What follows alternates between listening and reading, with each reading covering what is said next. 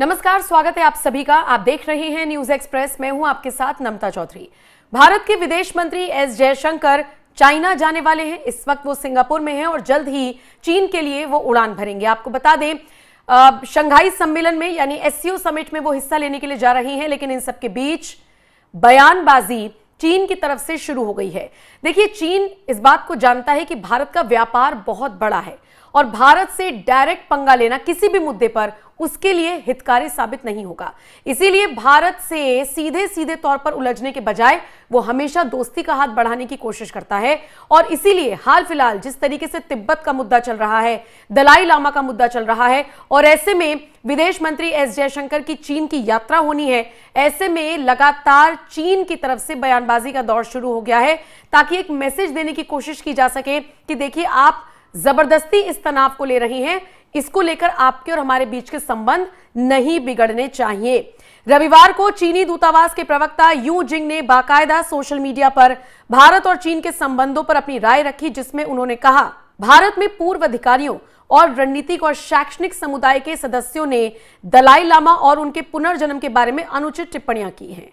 भारतीय पेशेवरों की शीजांग यानी जो तिब्बत का चीनी नाम है, उससे जुड़े मुद्दों की संवेदनशीलता को समझना चाहिए और उन पर टिप्पणी करने से बचना चाहिए।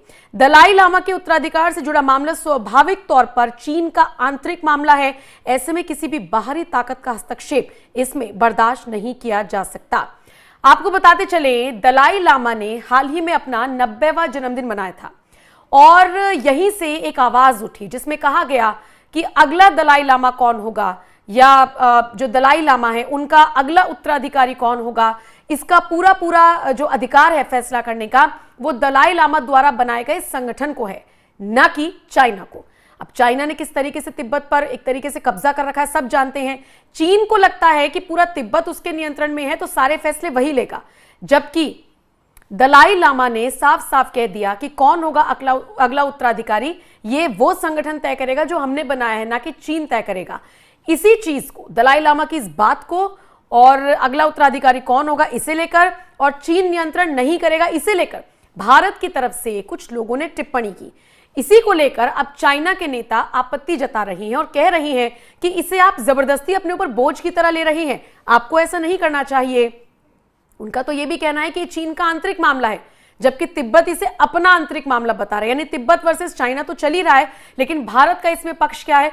वो दलाई लामा को सपोर्ट कर रहा है, वो तिब्बत के लोगों को सपोर्ट कर रहा है, और इसी से चीन बौखलाया हुआ है। ऐसे में जब विदेश मंत्री एस जयशंकर की यात्रा चाइना में होनी है, एससीओ में उनको जाना है शिरकत करने के लिए, तो वहां से बयानबाजी शुरू हो गई है कि कम से कम इस मुद्दे पर कोई बात ना छेड़ी जाए, और शायद इसीलिए इस तरीके के बयान सामने आ रही हैं। लेकिन फिर भी आपको बताते चलें, ऐसा माना जा रहा है कि जब तक दलाई लामा का निधन होगा तब तक हो सकता है तिब्बत के लोग एक ऐसी लड़ाई लड़ें और खुद को आजाद करा लें, और उसमें भारत का क्या योगदान होने वाला है, देखने वाली बात होगी। क्योंकि भारत में बैठे कुछ लोग ये भी कह रहे हैं कि हमारा बॉर्डर चाइना से डायरेक्ट नहीं सटता है, हम तो तिब्बत से सटते हैं, भूटान से हमारा बॉर्डर मिलता है। यानी भारत ने अपना रुख स्पष्ट कर दिया है, किसी भी दबाव में ना आते हुए, और यही बात चीन को बुरी लग रही है। लेकिन चूंकि विदेश मंत्री का दौरा है एस जयशंकर का, ऐसे में ये सॉफ्ट बयान आने शुरू हो गए हैं।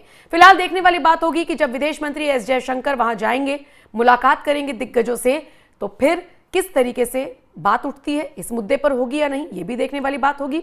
फिलहाल जो भी अपडेट आएगी आप तक पहुंचाएंगे। बने रहिए न्यूज एक्सप्रेस के साथ।